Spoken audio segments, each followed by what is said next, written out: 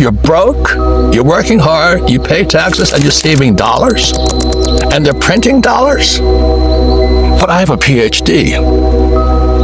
My other friend has a real estate license. He says, I have a real estate license. You don't. I said, yeah, because I don't want.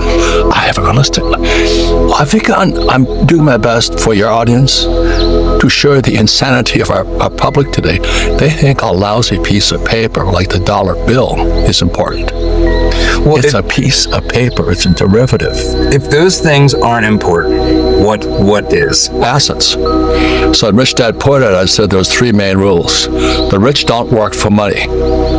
What I do as a capitalist is I create assets.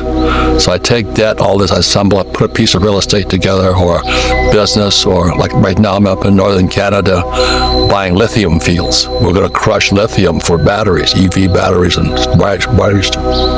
So we create assets. And so that asset pays money. So every month, so I have 1,600 rental units. Every month. 1,600 people who probably went to school pay me rent. God bless them. And guess what? Because they're paying me and my properties are 100% debt, I pay no taxes. That's why Trump says I'm smart. But the average person says, well, I pay more taxes than you. I said, well, you're an idiot. No, if you understand tax law, America was founded as a tax revolt. 1773, it was a thing called the Boston Tea Party. We don't want to pay taxes. But if you read Karl Marx in his book, The Communist Manifesto, taxes are essential for the spread of communism. My poor dad was also head of the labor union. What did Marx say about labor unions? Workers of the world unite. You understand? You're getting back to the basics here. This is great. But I understand this stuff. That's literacy, you know. So anyway, rich don't work for money. I create assets. We don't save money. And your house is not an asset. So the average poor person, went to college like my dad, PhDs. Go to school, get a job, work hard, save money, get out of debt, and you buy a house because your house is your biggest asset. That is the dark side of the coin, but it's the light side for the idiots. They're doing what they think is smart. And the guys on my side, like Trump's side, going, I wouldn't do that. But you can't tell them that because they got this stupid piece of paper. It says, you're smart. My dad says, I'm smarter than your rich dad. I said, yeah, you're also broke. So this is a radical thing for people to hear that haven't read your book. The idea that your home is an asset. I mean, I think this is the largest asset on most people's personal portfolio, personal balance sheet. Their home. Is their home, right? So how is your home not an asset?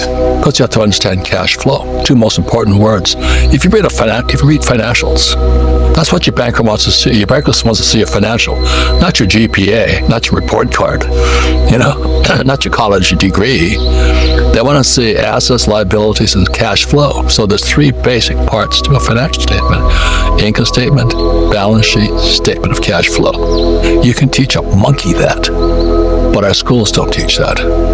It is shocking that still to this day, a high school graduate will not encounter those 3 ideas. Because they're taught by Marxists. No, they are. You and I agree on that. No, I don't mean they're bad people. Please hear me wrong. This is good. This is a ring. I'm called a ring knocker. There's 5 federal academies.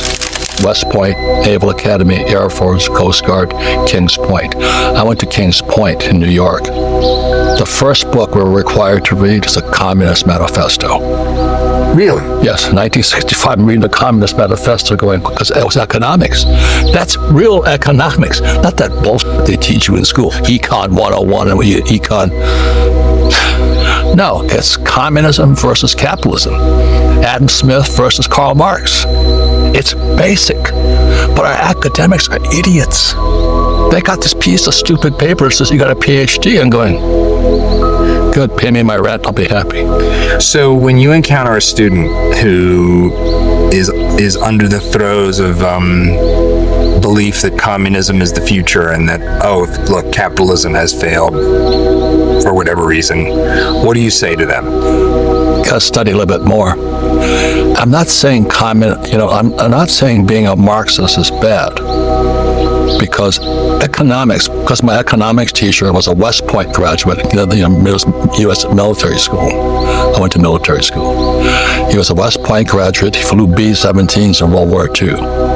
Got shot down, captured, escaped, all that stuff. And he says, economics is like a religion. So you could be Catholic, you could be Hindu, you could be Jewish, you could be Buddhist. So economics is like an economic religion.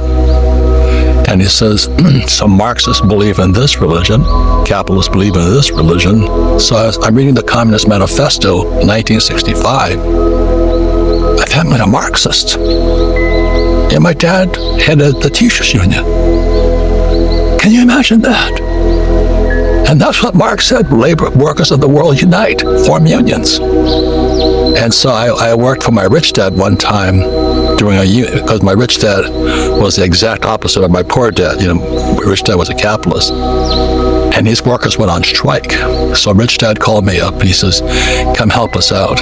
So I went down to his hotels. He owned hotels. And I'm working behind the desk. So I'm out there for like 3 or 4 days because, there's no workers. Workers are on strike and all this stuff. They were voting for unionism. That's what the workers were on strike for. I got home and my poor dad said, where have you been? I said, I called home every day. He said, I know, but where have you been? I said, well, I was working. He says, you're a scab. You broke the union lines. It was the end of my relationship with my dad. He says, you're a scab. I went, but Dad, I was just helping this guy out. No, you should have let those guys strike against him. That's the number one rule of Marxism, abolition of private property. Yeah, if you read the books, you know what I mean? I did a recent video about a couple videos about Marxism, and I think that is essentially what I understand to be the simplest definition is the abolition of private property is communism. Yes, but how you get there is that workers of the world unite, go up against them, strike, take their money. I'm not saying it's right or wrong, but that was my father. It's a hard environment to try to understand which assets to buy. So is there a wit and how to get your first step on the ladder? Like, I think it's easy for people to think about, well, I'm going to get a job and I'm going to enter this field. I'm going to get whatever entry level opportunity and work my way up. What's the equivalent in the asset world for that first rung of the ladder? Well, again, it's financial literacy. It's simply the definition. An asset puts money in your pocket, whether you work or not. So a 401k is a liability because it's taking money from your pocket. And these village idiots, academic types, I have a 401k. I'm like, you're an idiot. Because it's taking money from your pocket. You're giving it to guys like me, the capitalist. You just look at cash flow. There's 3 things: income statement, balance sheet, statement of cash flow. I created a board game called Cash Flow. That's the only game that teaches accounting, having fun. So there's income statement, balance sheet, statement of cash flow. And the reason I created it was Maria Montessori, one of the great educational entrepreneurs of all times. She says, what the hand does, the mind remembers. So how did I get rich? Was I played Monopoly. What was the first asset you bought in this journey for yourself?